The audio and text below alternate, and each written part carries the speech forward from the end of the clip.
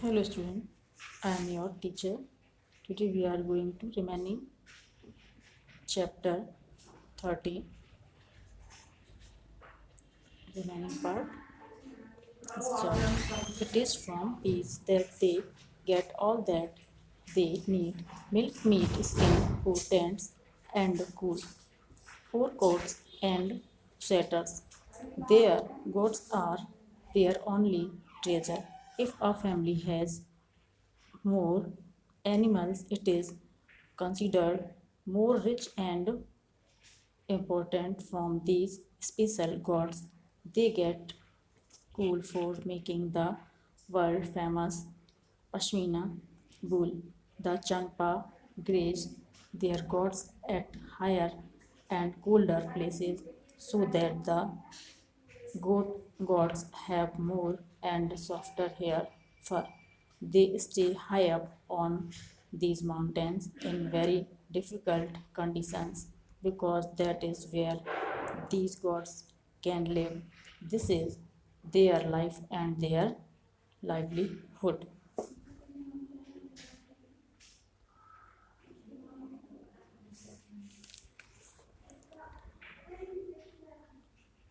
वहाँ मैं मिला नामग्याल से, तो उन्हीं से मुझे चांगपा के बारे में पता चला।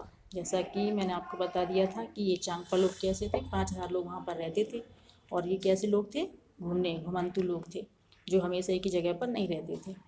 अब आगे से बताते हैं। अपनी भेड़ बकरियों के झुंड को लेकर पहाड़ों में हरे मैदानों की खोज में ये घूमते रहते हैं। इन्हीं जानवरों से इन्हें अपनी ज़रूरत का सामान मिल जाता है, जैसे कि दूध, मांस, टेंट के लिए चमड़ा, स्वेटर, कोट, ऊन आदि। भेड़ बकरियां ही इनकी सबसे बड़ी पूंजी होती हैं। जितनी भेड़ बकरियां उतना ही ऊंचा परिवार का इनका स्तर होता है। तो चांगपा खास तरह की बकरियां पालते हैं जिनके बालों से दुनिया की मशहूर पश्मीना ऊन बनती है। जितनी ठंडी और ऊंची जगह होगी, इन बकरियों के बाल भी उतने ही ज़्यादा और नरम होंगे। इसीलिए चांगपा इतनी मुश्किल हालात में भी इतनी ऊंचाई पर रहना पसंद करते हैं। यही इनकी क्या है? लाइवलीहुड यानी ज़िंदगी। यही है इनकी ज़िंदगी। I was caring very little of my belongings, my motorcycle, but the Changpas carry everything that they own on their horses and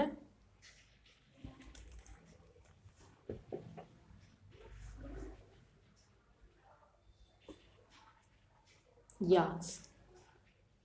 It takes them only 2.5 hours to pack everything and move ahead. Within no time, they put up their tents at the chosen place. The luggage is unpacked and their homes are ready.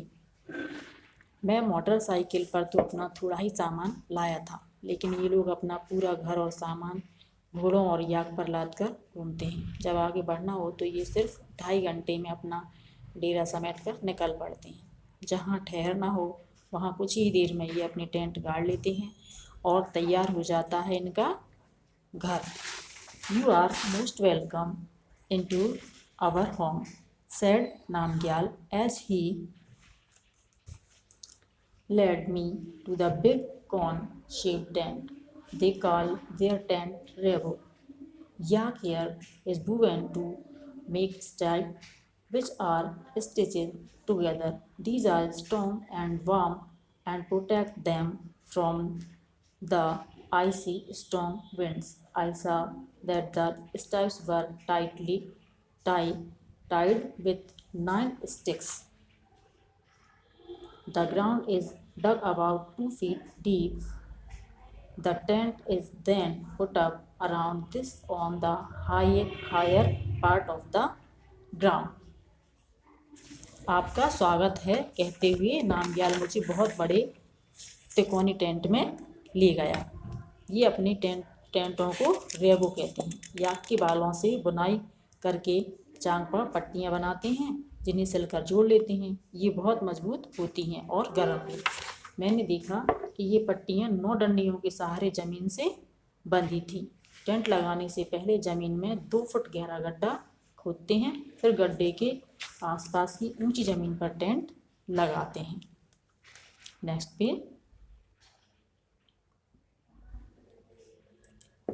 ये दुनिया में जो मशहूर है पश्मीना, उसके बारे में बताया है। The world famous pashmina shawl, ये बहुत महंगे आते हैं।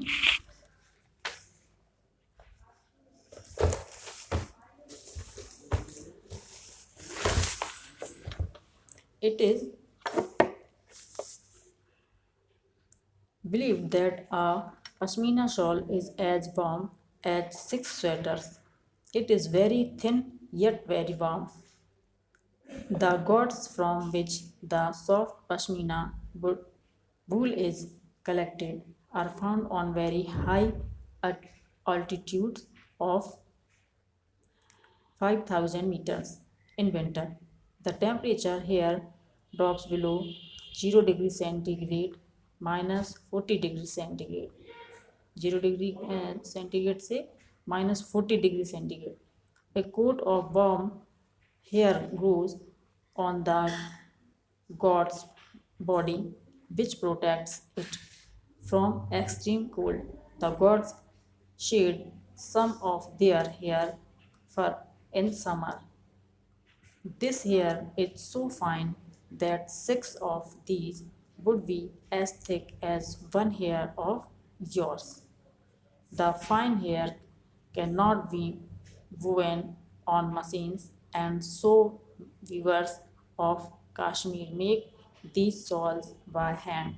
This is a long and difficult process. After almost 250 hours of weaving, one plain pashmina shawl is made. Imagine how long it would take to make a shawl with embroidery. माना जाता है कि एक पश्मीना शॉल में 6 स्वेटरों के बराबर गर्मी होती है। इतनी गर्म पर मोटी बिल्कुल नहीं। यह पश्मीना बनता है पहाड़ी बकरियों की एक खास नस्ल से, जो लगभग 5,000 मीटर की ऊंचाई पर रह सकती है। यहाँ सर्दियों में तापमान 0 डिग्री सेंटीग्रेड से भी बहुत कम, यानी कि -40 डिग्री सेंटीग्रेड तक चला जाता है। इतनी सर्दी से बचने के लिए बकरियों के शरीर पर बहुत ही बारीक और नरम बाल उगे आते हैं, जो गर्मियों में झड़ जाते हैं। ये बाल बहुत ही पतले होते हैं और इन्हीं बालों से पश्मीना शॉल बनता है, जो झड़ जाते हैं। बारीक, जितने बारीक ऐसे टाइम में क्या होता है, जितने बारीक होते हैं उतनी ज़्यादा बाल उनके शरीर पर उगे आते हैं। इतने पतले कि बकरी के 6 बाल मिलाकर तुम्हारे सिर का एक बाल की मोटाई के बराबर होगा। यानी कि अपना एक बाल है, उसमें उस बकरी के जो पश्मीना शॉल बनता है, उस बकरी के बाल वो 6 बाल होंगे। इसीलिए पश्मीना शॉलों को मशीनों के द्वारा नहीं बुना जा सकता। इनकी बुनाई हाथों से करने के लिए खास बुनकर होते हैं। अगर एक बुनकर 250 घंटे बुनाई करे तब जाकर के एक साधारण पश्मीना शॉल तैयार होता है। इतनी मेहनत सोचो, अगर डिज़ाइन वाली शॉल बुननी हो तो कितने दिन लगेंगे। एक प्लेन शॉल बनाने में भी 6 महीने लग जाते हैं। और ये काम वो कश्मीर में रहने वाले लोग अपने हाथों से करते हैं, क्योंकि इतना बारीक धागा रहता है, यानी बाल रहता है, ये मशीन में से करना मुश्किल हो जाए, इसलिए वो हाथों से ही बनते हैं। As we stepped into the tent, I realized that I could stand up straight. It was not like my tent. I also saw that the rabo was as big as a room of my flat in Mumbai. It was held up by 2 wooden poles in the middle. There was an opening to let out the smoke from the chulha. Namgyal told that the design of this tent is more than 1,000 years old. The tent protected the Changpa from extreme cold. Tent में घुसने पर मैंने पाया कि वह बहुत ऊंचा था और मैं आराम से सीधा खड़ा हो सकता था। अपने टेंट में मैं ऐसा नहीं कर पाता। वो अंदर से मेरे मुंबई वाले फ्लैट के कमरे जितना बड़ा था। 2 लकड़ी के बड़े डंडों के सहारे खड़ा था। रेवो के बीचों बीच एक खुला छेद था, जहाँ से चूल्हे का धुआं बाहर जा सके। नामग्याल ने बताया कि इनके टेंट का डिज़ाइन 1000 साल से भी पुराना था। 1000 साल पहले से ऐसे ही टेंटों में रहते चले आ रहे हैं। इससे टेंट में रहने वाले चांगपा ठंड से बचे रहते हैं। How cold must it be in winters The temperature drops many degrees below zero. The wind blows at 70 kilometers per hour. Imagine if you were on a bus which was going at this speed. How far from your house would you reach in 1 hour? ठंड भी कैसी, सर्दियों में यहाँ का तापमान शून्य से कई डिग्री नीचे चला जाता है और हवा भी बहुत तेज हो जाती है। 1 घंटे में 70 किलोमीटर की गति। सोचो अगर तुम अपने गांव से बस में बैठे और वह इस गति से चले कि तुम 1 घंटे में कहाँ पहुँच जाओगे। Near the Rabo, there was a place to keep sheep and goats. Changpas call this lekha. The balls of a lekha are made with stones. Each family puts a special mark on their own animals. The women and young girl count and take the animals out of the lekha.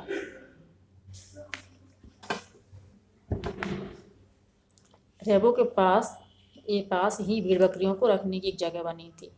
इसे चांगपा लेखा कहते हैं। लेखा की दीवारें पत्थरों और चट्टानों को एक दूसरे पर रखकर बनाते हैं। हर परिवार अपने जानवरों के झुंड पर पहचान के लिए खास निशान बनाता है। रोज सुबह झुंड को लेखा से बाहर निकालकर गिनकर चराने ले जाते हैं और ये काम औरतों और जवान लड़कियों का रोज का काम होता है।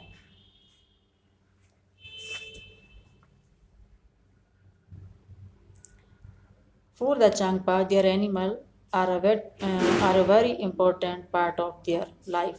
Is any animal part of your life? For example, as a pet or as helpers in farming. Changpa लोगों की ज़िंदगी पूरी तरह से इन जानवरों से जुड़ी है। क्या कोई जानवर तुम्हारी ज़िंदगी का हिस्सा है, जैसे तुम्हारा कोई पालतू जानवर या खेती में इस्तेमाल किए गए जानवर आदि। List 5 ways in which different animals are a part of your life. ऐसे 5 उदाहरण सोच करके लिखो कि जो जानवर तुम्हारी ज़िंदगी से जुड़े हैं, कैसे जुड़े हुए हैं। Do goat and sheep need their own fur and wool? Discuss. क्या भेड़ बकरियों को अपने शरीर के बाल की ज़रूरत नहीं होती? इस पर चर्चा करो। Find out. पता करो। You read that in Changthang, the temperature drops below 0 degrees centigrade. Look at newspapers on the TV to find cities in India or abroad where the temperature drops below 0 degrees centigrade. In which months do you expect to see this? तुमने पढ़ा कि चांगथांग इलाके में तापमान 0 degree से काफ़ी कम हो जाता है। टीवी या अखबार में देखकर बताओ कि और कौन से शहर हैं जिनका तापमान 0 डिग्री से भी कम हो जाता है। वे शहर भारत के हो सकते हैं या किसी और देश के, अब्रॉड यानी बाहर के विदेश। किन महीनों में तुम्हें ऐसे तापमान की खबरें देखने को मिलेंगी? टूवर्ड्स श्रीनगर। अब हम चलते हैं कहाँ पे? श्रीनगर की ओर। Spend a few days with the Changpas but sadly it was time to move on. My return journey would take me away from this special part of the world towards towns which looked like a totally different world. This time I took a different route from Leh. I was going towards Srinagar via Kargil. I saw many more amazing buildings and different houses. मैंने कुछ दिन इन लोगों के साथ बिताए, ना चाहते हुए भी आगे तो बढ़ना ही था। लेह से वापसी की यात्रा मुझे इस अनोखे इलाके से दूर एक दूसरी ही दुनिया में ले जाने वाली थी। लेह से वापस आते समय मैंने श्रीनगर की ओर का रास्ता पकड़ा। कारगिल से होता हुआ फिर श्रीनगर पहुंचा। रास्ते में मैंने कई तरह के घर और अद्भुत इमारतें देखी। I stayed in Srinagar for a few days. I was amazed by the houses there. They took my heart away. Some houses are on the mountains, while some are on water. I took many pictures of these. See my photo album. फिर कुछ दिन मैं श्रीनगर में रहा। वहाँ के अलग घरों को देखकर मैं हैरान था। उन घरों ने मेरा दिल ही जीत लिया। कोई पहाड़ पर तो कोई पानी पर, तरह तरह के घरों में लोग रहते हैं। उन घरों के मैंने कई फ़ोटो खींचे। ये फ़ोटो तुम भी देखो। नेक्स्ट पे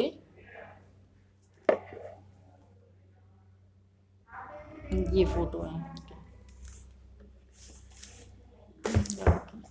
When I started my journey, I had not imagined that in one state I would see so many different kinds of houses and lifestyles. I had a wonderful experience of living on the mountains in Leh and another of living on water in Srinagar. Aisha, how would the houses in these areas were made to suit the climate?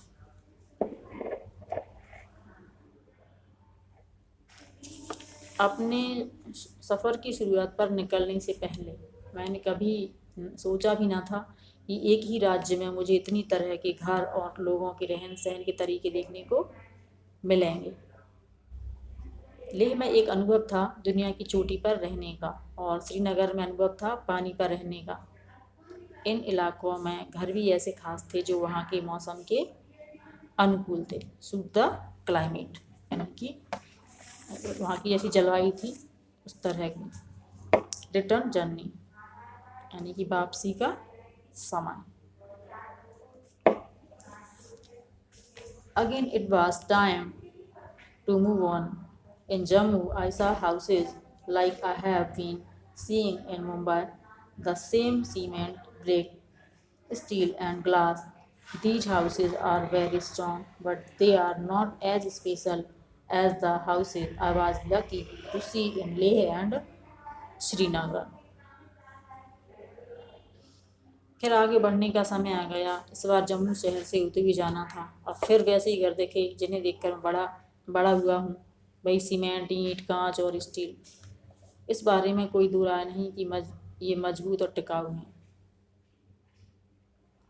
पर इनमें उन घरों जैसी खासियत नहीं थी जो मैंने खुशकिस्मती से लेह और श्रीनगर में देखे।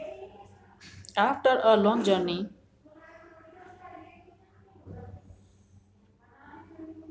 I were about to reach Mumbai. My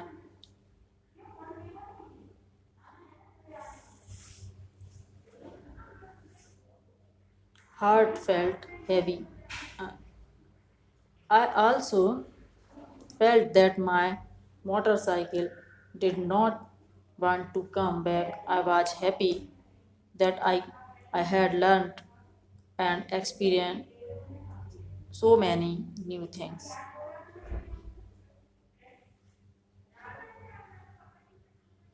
I had also brought back some memories in my camera, and of course, this was not the end. Next time, when Lona and I get bored of the city, we will again set out for a new journey. फिर से उतना ही लंबा वापसी का सफ़र करके मैं और loner Mumbai पहुंचने ही वाले थे। मुंबई शहर की भीड़भाड़ वाली सड़कों पर लोनर वापस नहीं आना चाह रही थी। मेरा मन भी भारी हो रहा था, पर अंदर से दिल में खुशी थी कि इतना कुछ अनोखा और नया मैं अपनी यादों और अपने कैमरे में कैद करके लाया था। और यह अंत थोड़े ही है। मैं और मेरी मोटरसाइकिल फिर जब इस शहर से उठ जाएंगे तो निकल पड़ेंगे एक नए सफ़र पर। टेल, बताओ। The houses in different parts of Jammu and Kashmir are made to suit the climate and the needs of the people there. Jammu Kashmir में अलग अलग तरह के घर हैं जो कि वहाँ के लोगों की ज़रूरत और मौसम के अनुरूप बनाए जाते हैं।